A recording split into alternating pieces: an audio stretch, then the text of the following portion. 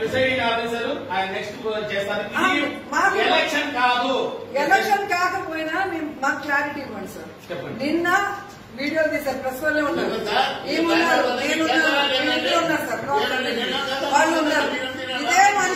ఇదే మనిషికి MPTC స్క్రూటనీలో Telugu Desam party సభ్యత్వం ఉన్నతను ఎంపీటీసీగా పోటీ చేస్తే డిస్క్వాలిఫై చేశాడు. ఇదే ఆ రోజు ఈయన దేవుడు చాలా మంచోడు. ఈయనకి నిన్న డిస్క్వాలిఫై అయితే ఎవరు తప్పండి? మీరున్నారు, ప్రతి వీడియోలో క్యాల్కులేషన్ చేశారని అబద్ధం చెప్తారు సార్. ప్రెస్ మీ ముందర ఓపెన్ చేస్తే బాగా మిస్టేక్ చేస్తే ఆయన చేశాడు. ఆ రోజు దేవుడు ఈయనకి యునానిమస్ చేస్తే ఈ రోజు జరిగితే అసలు పోటీ పెట్టడమే తప్పు, ఎమ్మెల్యేలు కాదని.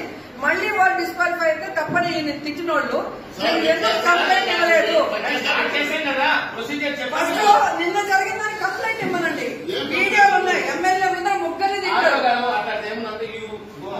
తిట్టారు, ముగ్గురిని తిట్టారు నిన్న. తిట్టారని ఒప్పుకోండి. నిన్న వచ్చి గేట్లు గుర్తులేదు, ఇక్కడ వచ్చి ధర్నా చేసి మొత్తం టేబుల్ అన్ని వేసి లేదని చెప్పాలని ముగ్గురు కేసు పెట్టుకోనండి. గవర్నమెంట్ ప్రాపర్టీని డ్యామేజ్ చేసిన కేసు పెట్టండి. గవర్నమెంట్ అఫీషియల్స్ ని పని చేయకుండా పూర్తి తిట్టారు. ఆ రికార్డు కాబట్టి నేను ఇస్తాను, ముందు ఆ కేసు పెడతాను.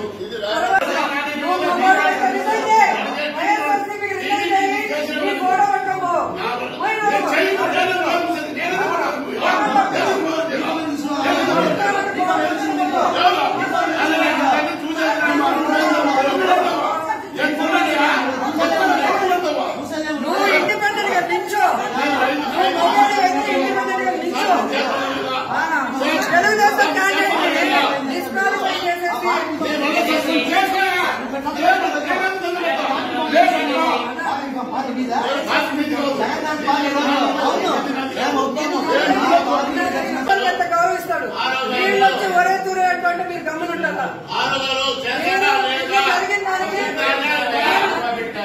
సార్ మీరు నిన్న జరిగిన దానికి కంప్లైంట్ ఇవ్వనండి, తర్వాత ఏమైనా చేసుకోండి సార్. అది ఎట్లా సార్? నిన్న ఇవ్వాలి కదా సార్, ఎందుకు ఇవ్వాలి? నిన్న అయినా నిన్న మధ్యాహ్నం జరిగింది, నిన్న ఈవినింగ్ జరిగింది, ఎందుకు వేయలేదు సార్? Please sir, please. మీరు ఎవరో ప్రజలకి లొంగి అన్యాయం చేస్తే మేము ప్రొసీజర్ ఎట్లా సార్? వైఎస్ఆర్సీపీ మేము కాదు, మాకు ఇప్పొద్దు సస్పెండ్ చేసుకోండి అంటున్నారు సార్. ముందు నిన్న జరిగిన దానికి మీరు కంప్లైంట్ ఇవ్వండి. నిన్న జరిగిన పబ్లిక్ ప్రాపర్టీ, ప్రభుత్వ ప్రాపర్టీ డ్యామేజ్ అయిన దానికి కంప్లైంట్ ఇవ్వండి సార్.